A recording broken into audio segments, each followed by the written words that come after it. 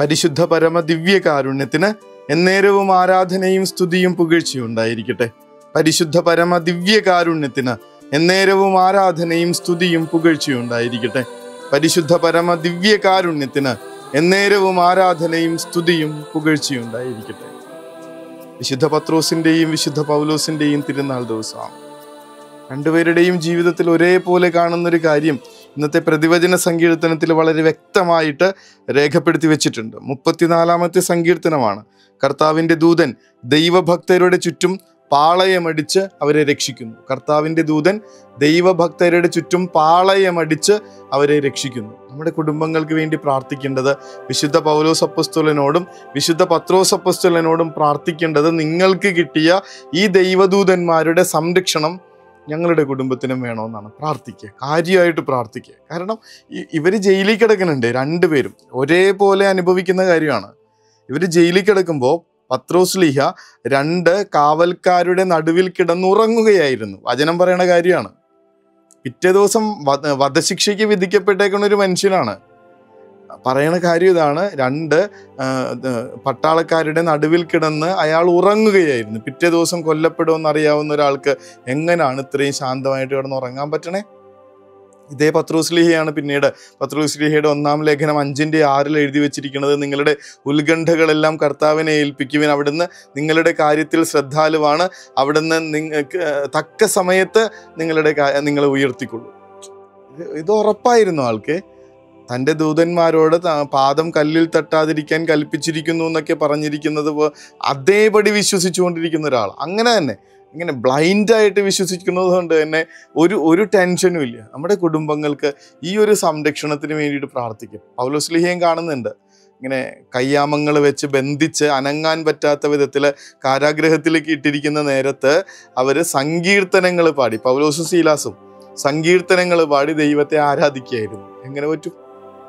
എൻ്റെ കർത്താവെ, അവിടുത്തെ വലിയ പരിപാലനയുടെ ആഴം അനുഭവിച്ചറിയുന്ന മനുഷ്യരായി ഞങ്ങളെ മാറ്റണേ എന്ന് പ്രാർത്ഥിക്കും. ഞങ്ങളെ കുടുംബത്തെക്കുറിച്ച് ഒരാകുലതകളുമില്ലാതെ ഉത്കണ്ഠകളുമില്ലാതെ ദൈവം സംരക്ഷിക്കുന്നുവെന്നുള്ള ഉറപ്പിന്മേൽ അവിടുത്തെ ഭക്തന്മാരുടെ ചുറ്റും അവിടുത്തെ ദൂതന്മാർ പാളയമടിച്ച് സംരക്ഷിക്കുന്നു എന്നുള്ള ഉറപ്പോടുകൂടെ ജീവിക്കാൻ ഞങ്ങളെ സഹായിക്കും. എന്തൊരാകുലതകളാണ് കർത്താവെ ഞങ്ങൾക്ക് ഞങ്ങളുടെ കുടുംബത്തെപ്പറ്റി, നാളെയെപ്പറ്റി, ഞങ്ങളുടെ മക്കളുടെ ഭാവിയെപ്പറ്റി, ഞങ്ങളുടെ ജോലിയെപ്പറ്റി, ഞങ്ങൾക്കുണ്ടാകുന്ന ആരോഗ്യ പ്രശ്നങ്ങളെ പറ്റി എന്തൊക്കെ ആകുലതകളാണ് കർത്താവേ. ഈ മഹാവിശുദ്ധന്മാര് അനുഭവിച്ചറിഞ്ഞ പരിപാലന, അവർക്കുണ്ടായിരുന്ന ബോധ്യം, തൻ്റെ ദൈവദൂതന്മാർ, തൻ്റെ കർത്താവ് തൻ്റെ ഭക്തരുടെ ചുറ്റും തൻ്റെ ദൂതന്മാരെ അയച്ച് പാളയമടിച്ച് അവരെ സംരക്ഷിക്കുന്നു. എന്തൊരു ശക്തി നൽകുന്ന വചനങ്ങളാണ്.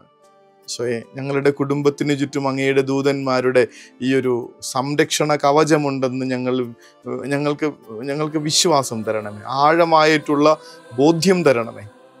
ഞങ്ങളും ഞങ്ങളുടെ മക്കളും ഒരിക്കലും ഒരു കാലത്തും തളർന്നു പോകാത്ത വിധത്തിൽ ഈ ഒരു തെളിച്ചം ഞങ്ങൾക്ക് നൽകണേ എന്ന് പ്രാർത്ഥിക്കുക. ഈ ആകുലതകളൊക്കെ മാറ്റിവെച്ച് ഞങ്ങൾക്ക് യഥാർത്ഥ വിശ്വാസികളായി, ശരിക്കും കർത്താവിൻ്റെ സ്നേഹിതരായി, അതിൻ്റെ വലിയ സന്തോഷത്തോടുകൂടെ വലിയ ബലത്തോടുകൂടെ ജീവിക്കാൻ കർത്താവെ ഞങ്ങളുടെ കുടുംബത്തിന് ചുറ്റും അങ്ങയുടെ ദൂതന്മാരുടെ സംരക്ഷണ കവചം തീർക്കണമേ.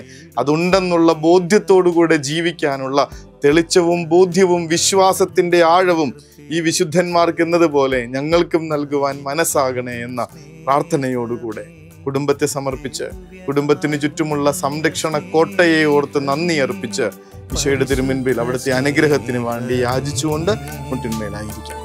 ദിവ്യകാരുണ്യ സ്നേഹമേ, പരിശുദ്ധ സ്നേഹമേ,